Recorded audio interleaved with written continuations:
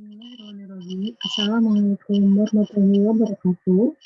Oke, anak-anak, pada video kali ini kita akan mulai masuk ke elemen kedua ya. Nah, apa sih akan dipelajari di elemen kedua? Elemen kedua ini kita akan belajar tentang perkembangan penerapan teknologi dan isu-isu global dalam dunia perkantoran dan bisnis.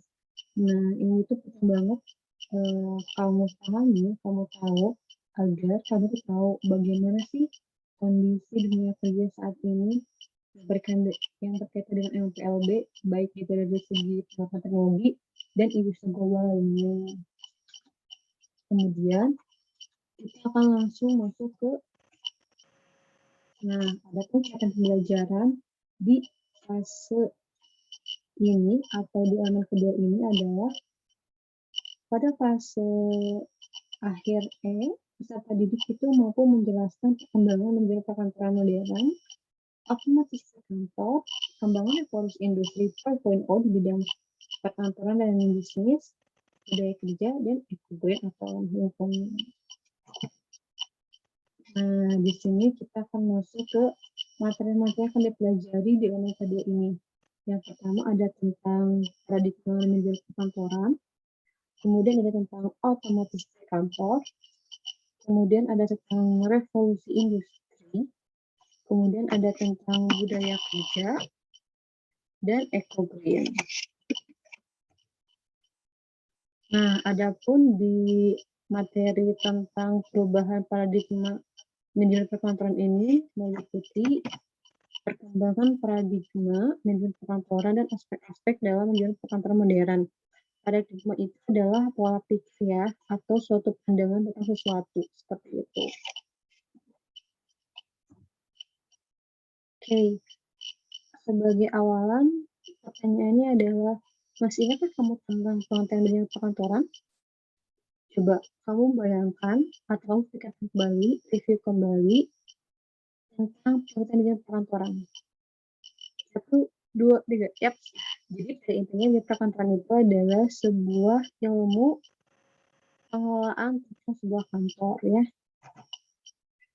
Nah, pada saat ini kita melihat gambar nih, ada manajemen perkantoran tradisional atau zaman dulu banget yang jadul, dan manajemen perkantoran terkini atau modern.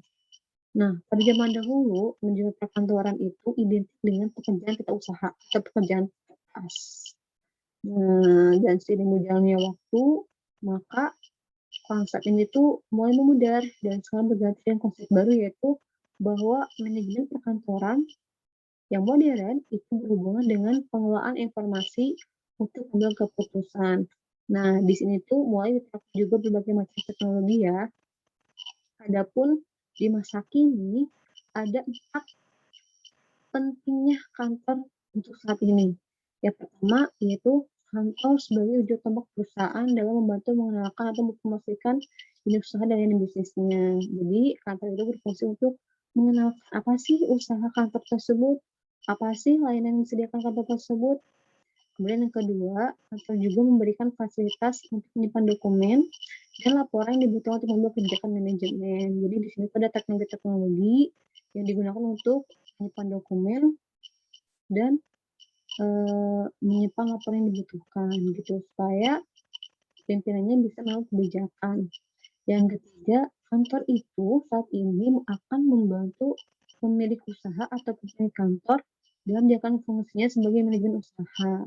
Jadi adanya kantor itu bisa membantu manajemen dalam menjalankan roda bisnisnya atau roda perusahaannya. Dan yang keempat adalah peningkatan ukuran bisnis yang beralih dari bisnis offline ke bisnis online. Jadi kan seiring dengan berjalan teknologi ya, maka yang tadinya bisnis itu hanya ada di pasar atau di toko yang sifatnya online, nah sekarang tuh offline gitu ya. Nah sekarang itu dengan perkembangan teknologi maka beralih ke dalam bisnis online sehingga jangkauan bisnisnya pun akan lebih luas. Adapun ruang lingkup dalam manajemen perkantoran ada 3 ya. Di sini terlihat bahwa ada 3 ruang lingkup dalam manajemen perkantoran. Yang pertama komunikasi, yang kedua informasi, dan kedua teknologi. Nah, semua ini itu ada dalam sebuah manajemen perkantoran yang tujuannya adalah untuk menyediakan informasi dan komunikasi yang berkualitas bagi semua pihak. Nah, kemudian di sini dirincikan kembali tuh tentang informasi kantor, komunikasi kantor, dan teknologi kantor. Informasi kantor itu maksudnya adalah sebuah proses dalam mengolah fakta atau data menjadi sesuatu yang berguna ya. Dan untuk mengubah fakta atau data menjadi sesuatu yang berguna itu ada empat yang berkaitan gitu ya.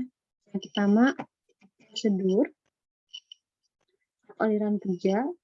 Jadi dalam mengolah sebuah data dan informasi itu harus ada prosedurnya ya. Kemudian yang kedua adalah sistemnya, boleh diolah seperti apa.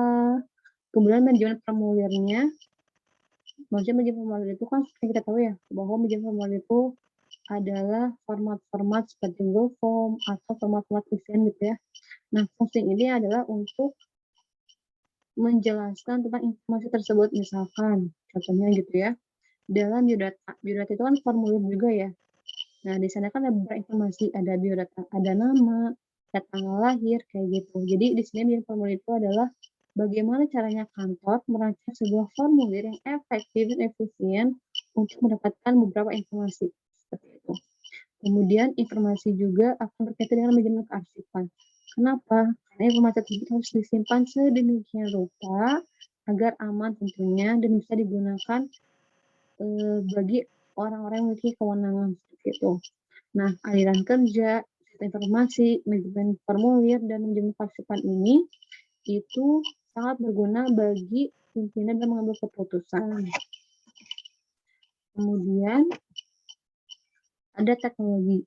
Teknologi ini adalah alat atau mesin yang menggunakan teknologi gitu ya untuk menunjang pekerjaan kantor. Teknologi kantor ini sangat berhubungan dengan otomatisasi kantor dan juga manajemen aset. Apa sih otomatisasi kantor?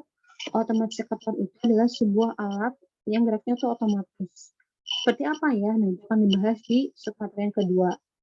Kemudian manajemen aset. Nah, teknologi kantor ini juga sangat digunakan atau diperlukan untuk menunjang bagaimana kantor dalam mengelola hartanya dan mengelola barang-barangnya gitu ya. Seperti bagaimana caranya dengan adanya teknologi gitu ya, kantor bisa mengelola aset berupa uang kayak gitu. Misalkan kan bisa dikelola dalam bentuk Excel misalnya kayak gitu ya. Nah, teknologi kantor ini berhubungan dengan 4 hal. Yang pertama lingkungan kantor. Lingkungan kantor ini misalkan pencahayaan, ventilasi, tempat dekorasi kantor ini sangat berhubungan dengan teknologi. Jadi dalam pencahayaan pun itu ada teknologi ya. Misalnya lampu yang bisa terang sendiri atau lampu yang otomatis terang disesuaikan dengan cahaya yang ada kayak gitu.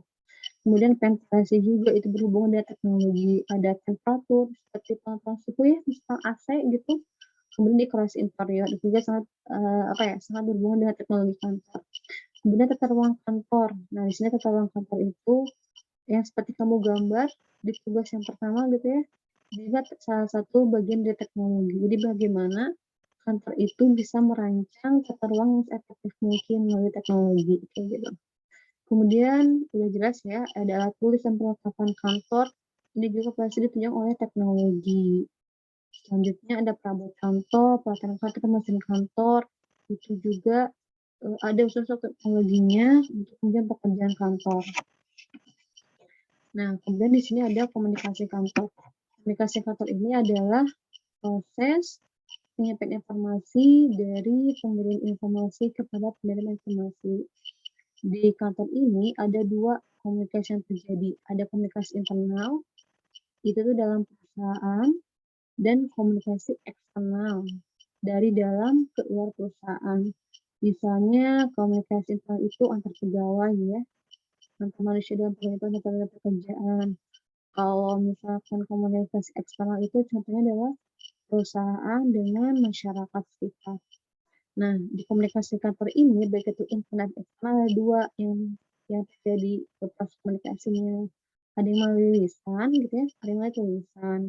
Yang lisan ini misalnya melalui rapat, presentasi, telepon gitu ya, dan perjalanan dinas gitu. Perjalanan dinas ketika pimpinan datang ke sebuah tempat gitu ya untuk rapat misalkan atau untuk, pertemuan bisnis itu kan lisan juga. Nah, adapun, komunikasi dalam tulisan itu misalkan seperti, surat gitu ya, berupa laporan, berupa memo, dan panduan kantor. Nah, ini adalah aspek-aspek kegiatan perkantoran ya. Oke, sampai di sini video kali ini. Sampai ketemu di materi berikutnya. Wassalamualaikum warahmatullahi wabarakatuh.